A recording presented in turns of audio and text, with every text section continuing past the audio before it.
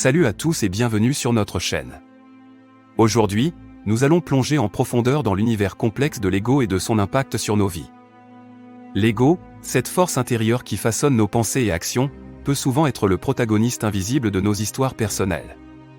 Imaginez une scène familière, une discussion animée avec un proche qui prend une tournure inattendue, les émotions s'enflamment, et l'ego prend le devant de la scène. Cette introduction marquante nous incite à réfléchir à la manière dont l'ego influence nos relations les plus proches, créant parfois des fractures qui semblent insurmontables. Tout au long de cette vidéo, nous explorerons non seulement les nuances de l'ego, mais aussi comment transcender ses limites pour construire des liens plus forts et une vie plus épanouissante. Prêt à plonger dans les profondeurs de l'ego ? Chapitre 1 : Comprendre l'ego. Avant de dénouer les fils complexes de l'ego, prenons un moment pour comprendre cette force intérieure intrigante. L'ego peut être défini comme la partie de notre identité qui cherche à se distinguer, à être reconnu et à se valoriser. Dans les interactions quotidiennes, l'ego peut se manifester sous différentes formes, le besoin d'avoir raison, le désir de briller aux dépens des autres, ou même la réticence à admettre nos erreurs. Imaginons une conversation anodine qui bascule lorsque l'ego entre en jeu. Les opinions deviennent des territoires à défendre, et la communication se transforme en un champ de bataille où l'ego cherche à préserver son image. Comprendre ces manifestations subtiles de l'ego nous offre une clarté essentielle pour naviguer dans les eaux parfois tumultueuses de nos relations et de notre propre développement personnel. En décortiquant ces comportements, nous commençons notre exploration en profondeur de l'ego et de son impact sur nos vies. Chapitre 2 : L'impact négatif de l'ego. Explorons maintenant les ramifications profondes de l'ego et comment il peut laisser une empreinte douloureuse sur nos vies. Les conséquences de l'ego mal maîtrisé se manifestent souvent à travers des relations fissurées et des décisions impulsives. Prenons un exemple poignant, une amitié jadis solide ébranlée par des égos surdimensionnés. Dans cette situation, l'ego peut jouer le rôle de catalyseur, transformant des malentendus mineurs en conflits majeurs. Les amis, au lieu de se comprendre mutuellement, se retrouvent piégés dans un cycle où l'ego prend le dessus, alimentant ainsi les flammes des désaccords. Cette exploration des conséquences de l'ego nous invite à réfléchir sur nos propres interactions, à reconnaître les moments où l'ego peut teinter nos choix et à prendre conscience des blessures potentielles qu'il peut infliger à nos relations. En comprenant les impacts négatifs, nous sommes mieux préparés à entreprendre le voyage nécessaire pour maîtriser l'ego et construire des connexions plus saines. Chapitre 3 : L'ego et la peur de l'échec. Plongeons maintenant dans la manière dont l'ego peut devenir un obstacle significatif à notre croissance personnelle, souvent exacerbée par la redoutable peur de l'échec.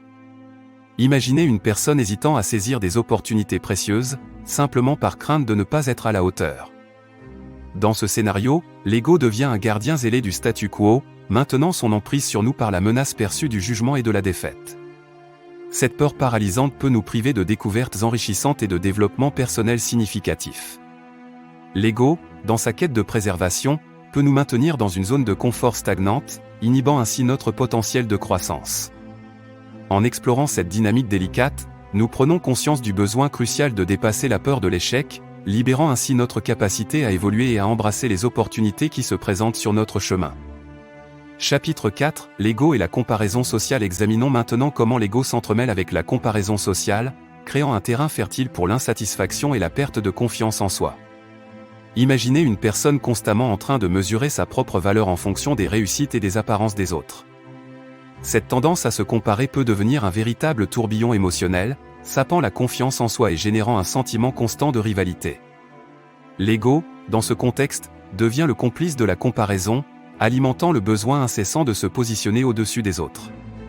Cette dynamique toxique peut entraver notre capacité à célébrer nos propres succès, nous laissant emprisonnés dans un cycle d'insatisfaction perpétuelle.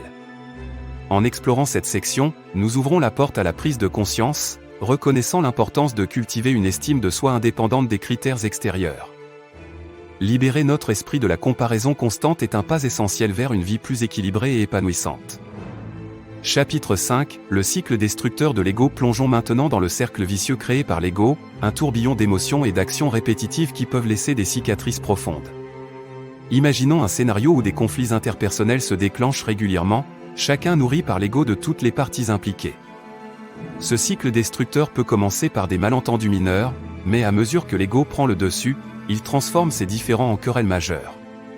Chaque partie s'accroche à son point de vue avec une détermination exacerbée, alimentant ainsi une boucle sans fin de ressentiments et de désaccords. Comprendre ce cycle est essentiel pour briser ces chaînes. En examinant de près les schémas récurrents, nous sommes mieux préparés à interrompre le cercle destructeur de l'ego, favorisant ainsi des relations plus saines et une croissance personnelle durable. La prise de conscience de ces dynamiques nous donne le pouvoir de choisir la voie de la résolution plutôt que celle de la répétition. Chapitre 6, étapes pour surmonter l'ego. Voyons maintenant comment surmonter l'ego avec des étapes pratiques qui nous aident à reconnaître et à maîtriser cette force intérieure. Un exemple concret de cette démarche est la pratique de la gratitude.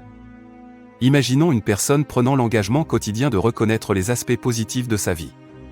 En focalisant sur la gratitude, elle développe une perspective qui transcende l'ego centré sur soi. Cette pratique invite à apprécier les contributions des autres et à reconnaître les bénédictions quotidiennes, créant ainsi un contrepoids naturel aux tendances égocentriques.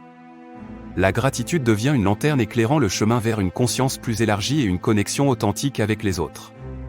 En incorporant des étapes simples mais puissantes comme celle-ci, nous nous donnons les outils nécessaires pour entreprendre le voyage de maîtrise de l'ego et cultiver des relations plus harmonieuses.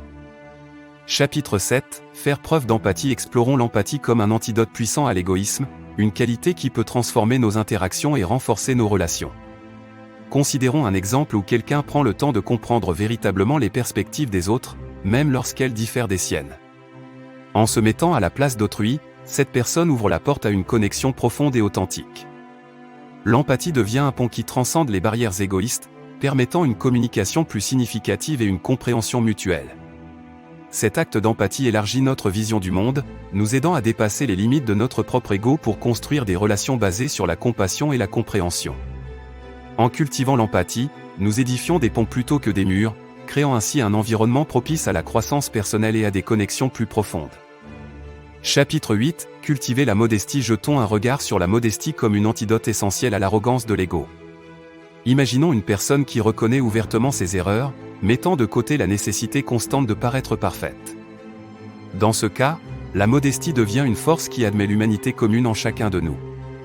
En embrassant la modestie, nous apprenons à être humbles dans nos succès et à accepter nos imperfections. Cet état d'esprit modeste n'est pas une diminution de soi, mais plutôt une libération des chaînes de la vanité. En se concentrant sur la modestie, nous créons un espace où l'ego ne domine pas nos interactions, permettant ainsi des relations plus authentiques et équilibrées. Reconnaître et valoriser la modestie est une étape cruciale vers une vie où la grandeur réside dans l'authenticité plutôt que dans la présomption. Concluons notre exploration en encourageant l'adoption d'une approche plus équilibrée de la vie, libérée des chaînes de l'ego.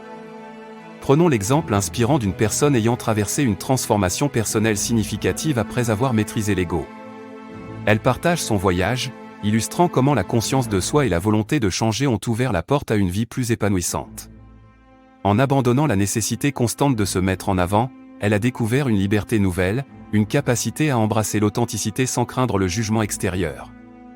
Vivre sans l'emprise de l'ego devient ainsi un acte de libération, une invitation à s'épanouir pleinement en se connectant authentiquement avec soi-même et avec les autres.